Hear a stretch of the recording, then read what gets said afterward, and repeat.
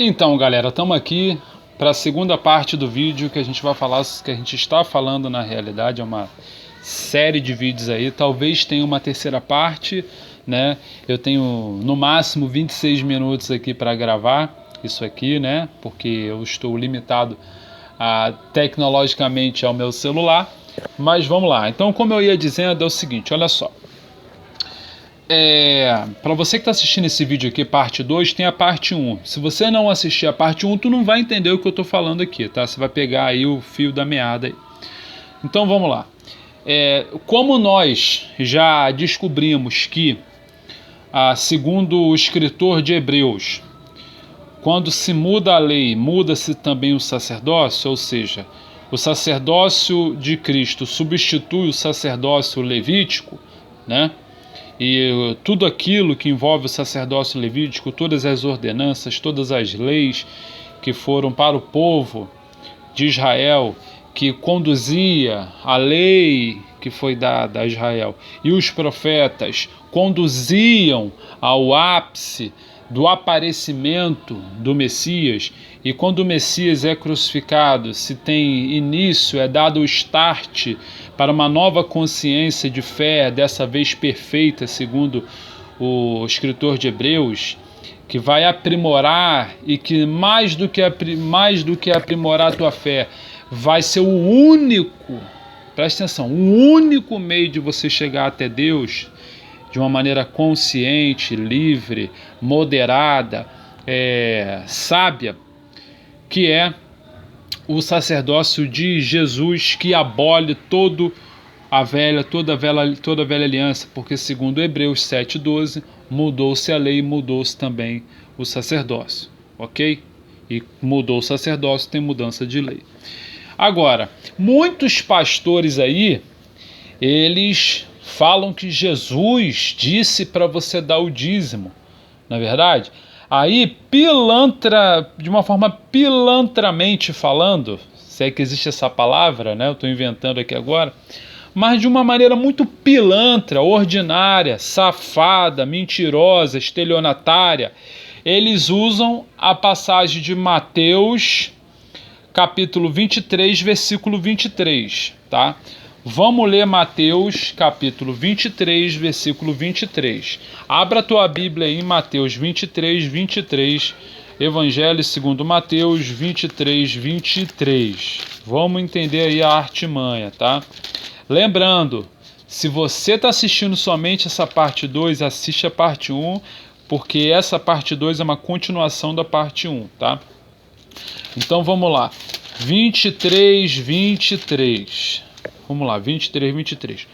Estou esperando você colocar aí na tua Bíblia, hein? Ou no teu celular, tá? Se você conseguir um outro celular para ler aí, né? Porque está assistindo esse vídeo provavelmente através de celular. Se você tiver na TV, melhor ainda. Aí tu abre teu celular, bota a Bíblia online, ou pega uma Bíblia tua aí que tu tem aí. Agora vamos ler Mateus 23, 23. Se quiser, você pode parar o vídeo aí até você encontrar Mateus 23, 23, depois você dá um start de novo. Achou? Tô contando o que você achou. Beleza. 23, 23. Ai de vós, disse Jesus, escribas e fariseus hipócritas, porque dais o dízimo da hortelã, do endro e do cominho, e tendes negligenciado os preceitos mais importantes da lei, a saber, a justiça, a misericórdia e a fé. Devíeis, porém, fazer estas coisas sem omitir aquelas. Bom, aí o que o pastorzão, pastor com cifra, né, a palavra pastor aí com S cifrão, o que ele faz? Ele usa essa passagem para dizer o seguinte, olha só, Jesus mandou você dar o dízimo, não é verdade? Não é verdade? Não é isso que você escuta na tua igreja, quando não é Malaquias capítulo 10, 13... Enfim, quando não é Malaquias, agora me deu uma falha aqui na minha memória, ultimamente eu tenho esquecido muita coisa. Mas quando ele não usa Malaquias para você, ele usa essa passagem aqui, de Mateus 23, 23, não é? O R.R. Soares, ele chega a dizer o seguinte, citando Malaquias, ele diz assim, ó, é para você dar o dízimo à casa do tesouro, tá? Aí quando ele diz a casa do tesouro, ele está querendo associar na tua mente aquela casa do tesouro que existia em Israel, aquele segundo templo que foi construído em lugar do primeiro que foi destruído, né? Ele quer associar esse segundo templo que estava de pé no período de Malaquias, do profeta, à igreja dele. Muitos pastores fazem isso. Então, se você está roubando de Deus, você não está contribuindo com a casa do tesouro, aquela igrejinha local, aquela igrejona local, o que acontece? Você está roubando a Deus. E como os ladrões, segundo Paulo, não herdarão o reino dos céus, nem os avarentos, nem os ladrões, né? Nem os sodomitas, então você está perdido, porque tu está roubando de Deus. E o ladrão não vai para o céu, não é verdade? Olha aí o pânico instalado quando a pessoa não tem o conhecimento, não tem Jesus como uma chave que abre a vida, a interpretação real da vida. Quando você tem Jesus como único pastor, como único sumo sacerdote, como único guia, e que você entende que ele é maior do que tudo, e maior, portanto, se ele é maior que tudo, ele é maior inclusive que a própria Bíblia, e entende que para o sacerdócio dele ser vivo na tua vida, você precisa abolir o outro de uma vez por todas, e tudo que provém do Velho Testamento como ordenanças que, segundo Paulo, conduz à morte, à culpa, né? E que dá vida ao pecado em você, essas ordenanças, né? Então, se você não abolir isso, você não tem Cristo, não é verdade? Segundo o escritor de Hebreus também, tá? Então, esses caras usam essa passagem para dizer isso. Agora, Jesus estava falando com você isso? Não! Jesus estava debaixo da lei. Jesus estava debaixo do sacerdócio levítico. Os sacerdotes, segundo a ordem de Levi, estavam lá nos dias de Jesus, tá? Eles estavam lá. Tanto é que quando Jesus morreu na cruz, o véu do santuário se rasgou de cima a baixo, tá? Ou seja, dando fim àquilo ali. Porque, para quem não sabe, o sumo sacerdote, ele era o único que tinha acesso ao Santo dos Santos. Os outros ficavam do lado de fora, entendeu? Num outro compartimento dentro do templo, dentro do tabernáculo. Então, o que acontece? Essa separação, ela acabou. Então, aquela velha aliança ruiu.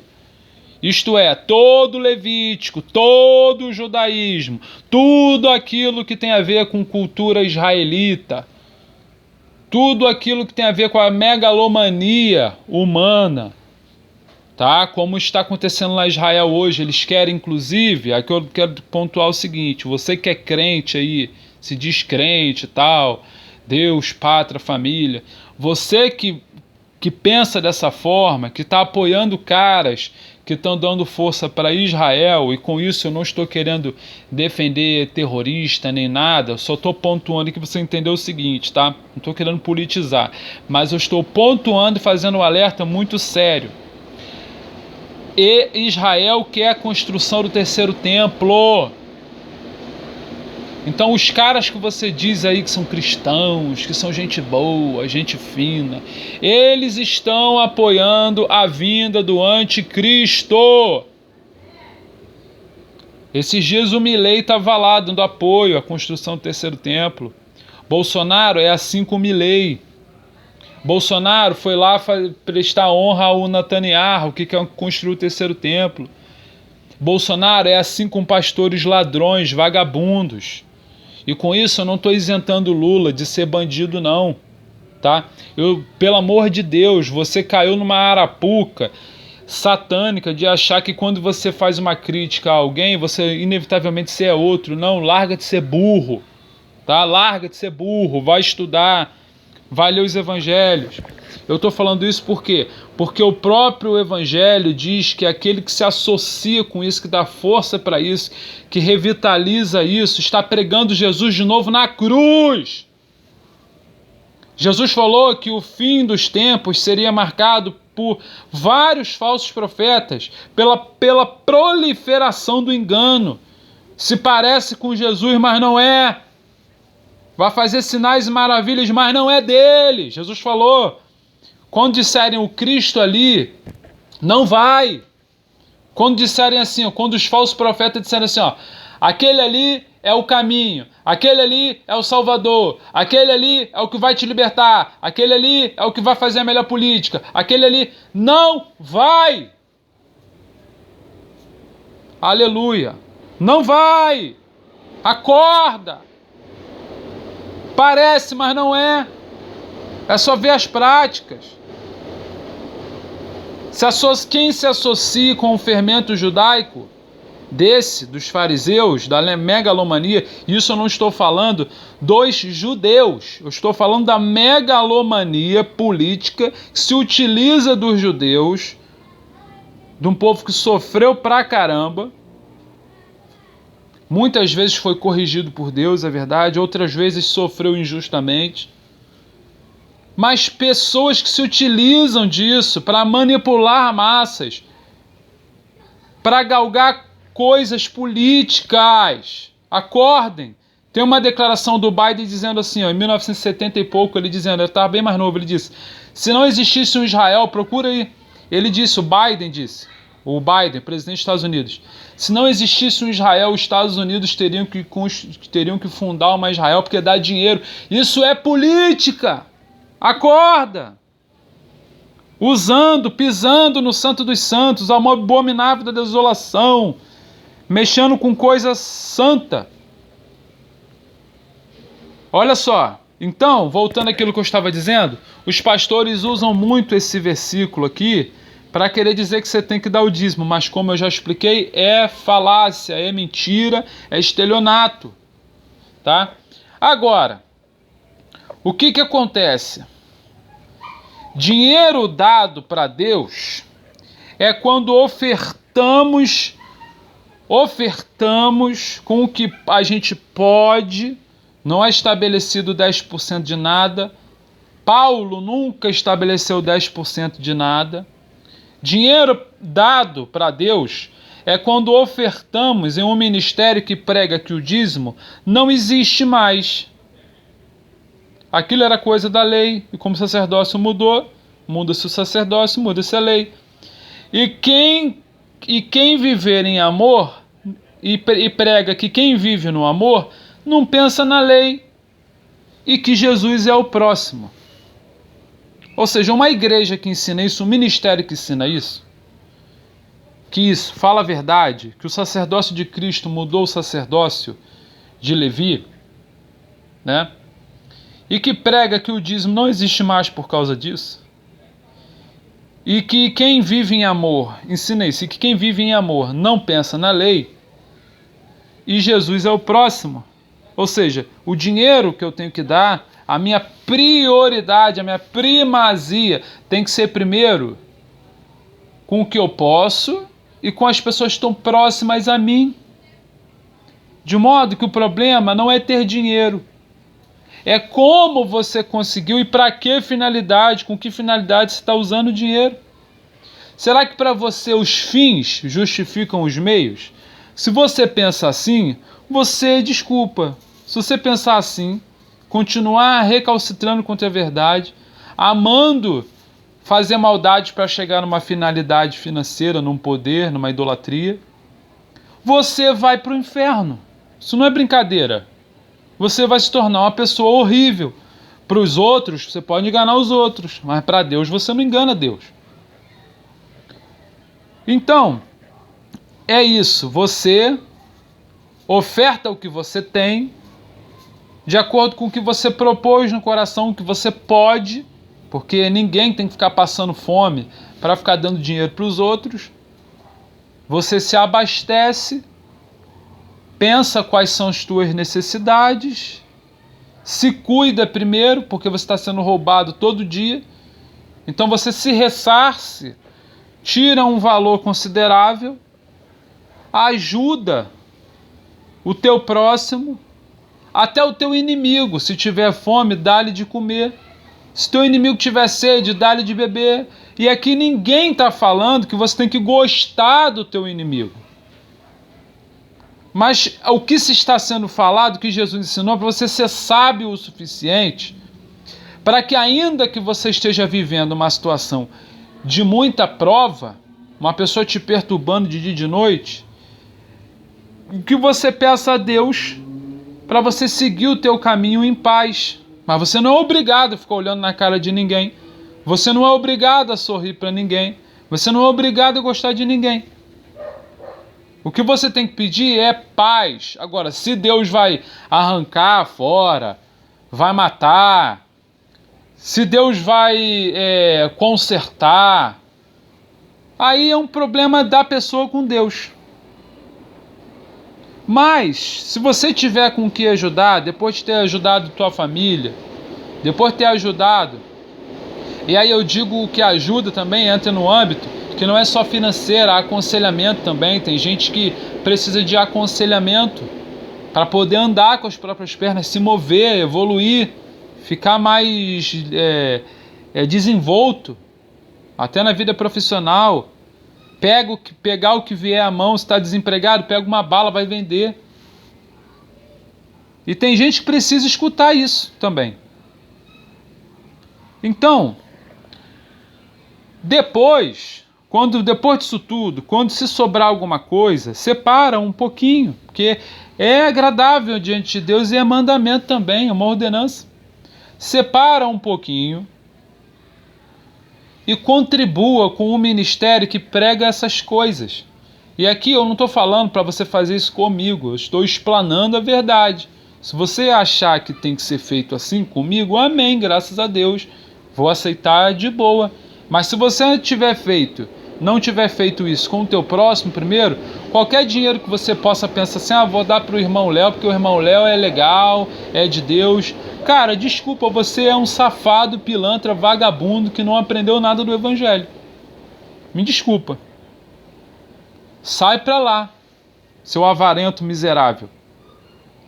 Vai lá dar no culto do Silas Malafaia que ele vai aceitar. Ele não vai nem te orientar dessa forma, tá?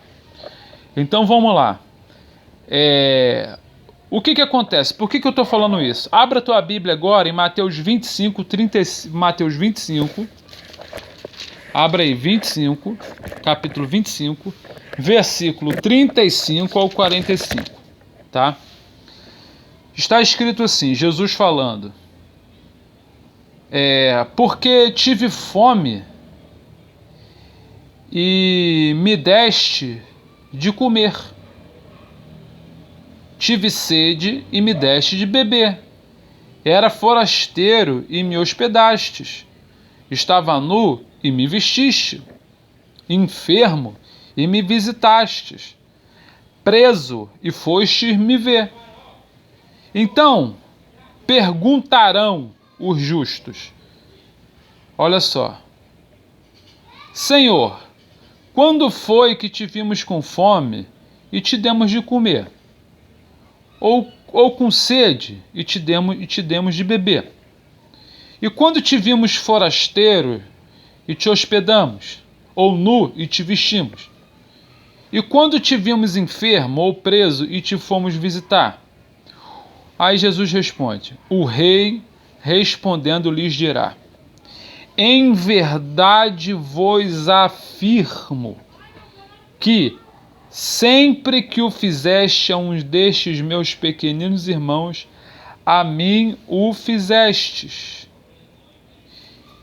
Então dirá também os que estiverem à sua esquerda, apartai-vos de mim, malditos, para o fogo eterno, preparado para o diabo e seus anjos. Por quê? Por que será que essas pessoas vão para o inferno? Por que será? Porque eram gays? Porque eram hermafroditas? Por quê? Será que é conforme os evangélicos ensinam? O cristianismo ensina em geral? Não, olha a razão. Por que a pessoa vai para o inferno? Porque tive fome e não me destes de comer. Tive sede e não me destes de beber. Sendo forasteiros, não me hospedastes. Estando nu, não me vestistes. Achando-me enfermo e preso, não fostes me ver. E eles lhes perguntarão: Senhor, quando foi que te vimos com fome, com sede, forasteiro, nu, enfermo ou preso, e não te assistimos? Então lhes responderá: em verdade eu vos digo a vocês que, sempre que o deixastes de fazer a um destes mais pequeninos, a mim me deixastes de fazer. E irão, ele completa, e irão estes para o castigo eterno, porém os justos para a vida eterna. Acabou. Olha só. É exatamente o que eu falei. Exatamente o que eu falei. O que eu tenho explicado aqui. Eu espero que você não tenha a cara de pau e o cinismo de dizer que não entendeu isso aqui agora. Para finalizar, eu quero ler com vocês 1 Coríntios, capítulo 9, versículo 13 e 14, tá?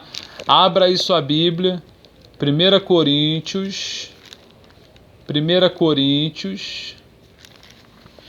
capítulo 9, vamos lá, faz teu dever de casa aí, capítulo 9, versículo 13 ao 14, então vamos lá. Olha o que Paulo fala. Não sabeis, vós, que os que prestam serviços sagrados do próprio templo se alimentam? E quem serve ao altar, do altar tira o seu sustento? Assim ordenou também ao Senhor aos que pregam o Evangelho, que vivam do Evangelho. Olha só, Paulo usa uma analogia dizendo que o pessoal que trabalha, que presta serviço sagrado no sagrado do próprio templo, no templo do próprio templo, se alimentam. E quem serve ao altar tira o seu sustento. É verdade. E ele diz aqui, ó, não sabeis vós que os que prestam serviços, assim, 14, né? Assim ordenou também o Senhor aos que pregam o Evangelho, que vivam no Evangelho. Ele diz: eu, porém, não me tenho servido de nenhuma destas coisas. E não escrevo isto para que assim se faça comigo, porque melhor me fora morrer antes que alguém me anule esta glória. Tá? Então, o que acontece? Paulo, ele defende que uma pessoa que ensina o Evangelho, que ministra no Evangelho, deve receber ajuda financeira, tá? Mas não se está falando aqui de dízimo, ok? Porque dízimo, os 10%, foi uma coisa instituída na lei de Moisés, tá? Paulo está falando, cara, de contribuição consciente. É como se ele estivesse numa guerra e precisasse ser financiado, ok? Ele está numa guerra e precisa ser financiado, tá? Porque o cara separou-se para esta obra, ok? Agora, ele mesmo disse, ele disse, eu, porém, não me tenho servido de nenhuma destas coisas, e não escrevo isto para que assim se faça comigo, porque melhor me fora morrer antes que alguém me anule esta glória.